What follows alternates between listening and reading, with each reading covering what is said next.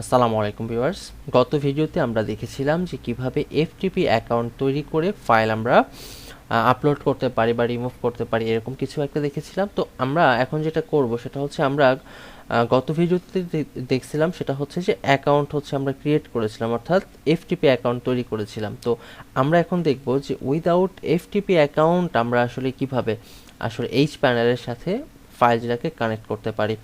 তো আমরা যদি আসলে এটাকে ডিলিট করি, আমরা এটাকে ডিলিট করলাম, এফটিপি অ্যাকাউন্টকে ডিলিট করলাম। আসলে এফটিপি অ্যাকাউন্ট অর্থাৎ আমরা যদি শুধুমাত্র পাবলিক আন্ডারস্কোর এইচটিএমএল এ করতে চাই, অর্থাৎ ফোল্ডার টু আপলোড ফাইলস আমি পাবলিক আন্ডারস্কোর এইচটিএমএল, অর্থাৎ আমরা যদি এই পাবলিক আন্ডারস্কোর এইচটিএমএল এ করতে চাই, হ্যাঁ, তাহলে কিন্তু আসলে আমাদের অ্যাকাউন্ট তৈরি করার প্রয়োজন হবে না। আমি যদি এখানে যাই, যাওয়ার পরে এখানে আমরা একটা পাসওয়ার্ড দিয়ে দিচ্ছি, সাপোজ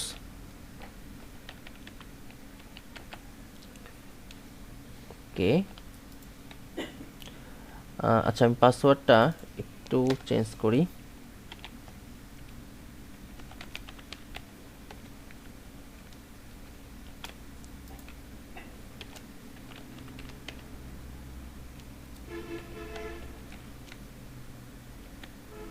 ওকে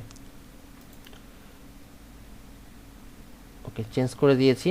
তো এখনও আমরা কিন্তু আসলে এইটার সাথে, এই যে দেখুন আমাদের কিন্তু এখানে কোনো এফটিপি অ্যাকাউন্ট তৈরি করা নাই, তারপরেও কিন্তু আমরা আসলে কানেক্ট করতে পারবো। কিভাবে? আমরা একটু ফাইলগুলো ওপেন করে নেই। ওকে, ফাইলগুলো ওপেন করছি, করার পরে আমাদের প্রথমে যে কাজটা থাকবে সেটা হচ্ছে হোস্ট নেম। তো এই যে এখানে দেখেন হোস্ট নেমের জায়গায় যেটা আছে সেটা হচ্ছে আমরা যদি এই হোস্ট নেমটা এখানে বসাই, এই যে হোস্ট নেমটা বসালাম, দেন ইউজার বসাই, ইউজারটা এখানে দিলাম, অ্যান্ড দেন পাসওয়ার্ড দিব, তাই না? ওকে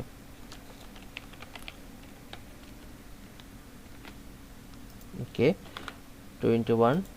ওকে, আচ্ছা, এখানে কানেক্ট করতে সমস্যা করছে, মেবি পাসওয়ার্ডটা আমরা একটু ভুল দিয়েছি। ওকে, দেখি।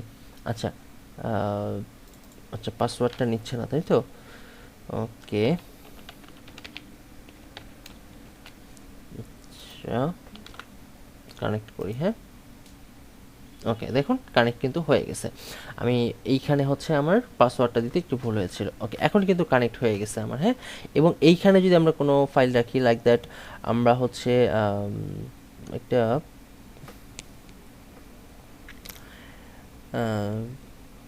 এখান থেকে আমরা যে কোনো একটা ফাইল ওখানে রাখি, হ্যাঁ, যে বুক এইচটিএমএল ডট পিএসপি, হ্যাঁ, সরি ডট পিডিএফ। ওকে, বুক এইচটিএমএল আমরা রাইট ক্লিক করে আপলোড করে দিলাম, তাহলে কিন্তু আমরা এই পাবলিক আন্ডারস্কোর এইচটিএমএল কিন্তু এটা পেয়ে যাবে, দেখেন। ওকে, এটা হয়ে গেছে। আমরা যদি এখন এই যে পাবলিক আন্ডারস্কোর এইচটিএমএল একটা রিলোড দিতে হবে, বুক এইচটিএমএল এরকম কিছু একটা দেখছিলাম মনে হয়, বুক এইচটিএমএল ডট পিডিএফ, এই যে ফিউ সেকেন্ডে এটা কিন্তু চলে আসছে।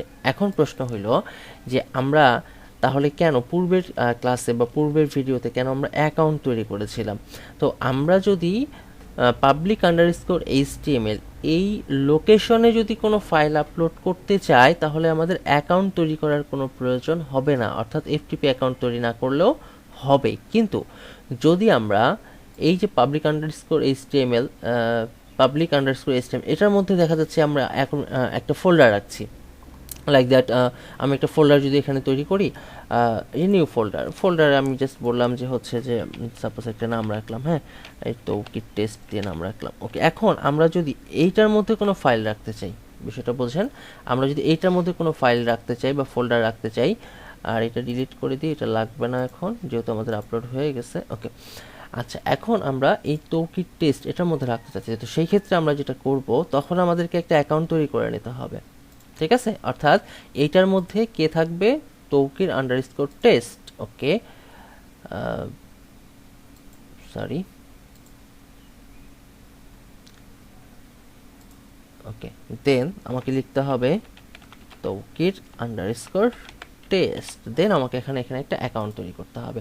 তাহলে কি হবে? আমরা যখন ফাইল আপলোড করব বা ফাইল হ্যান্ডলিং করব, তখন এই যে এই ফোল্ডারের মধ্যে তখন কি হবে? ইন হয়ে যাবে। ওকে, তো এই হচ্ছে বিষয়। তো সহজ কথা যদি আমি আরেকবার বলি, যদি আমরা পাবলিক আন্ডারস্কোর এইচটিএমএল এ কোনো ফাইল ফোল্ডার হ্যান্ডলিং করতে চাই, সেক্ষেত্রে আমাদের এফটিপি অ্যাকাউন্ট তৈরি করার প্রয়োজন হবে না। বাট আমরা যদি স্পেসিফিক কোনো ডিরেক্টরিতে কোনো ফাইল ফোল্ডার হ্যান্ডলিং করতে চাই, সেক্ষেত্রে আমাদেরকে অ্যাকাউন্ট যদি আমরা তৈরি করে নিই, সেক্ষেত্রে আমাদের কাজ করতে সুবিধা হবে।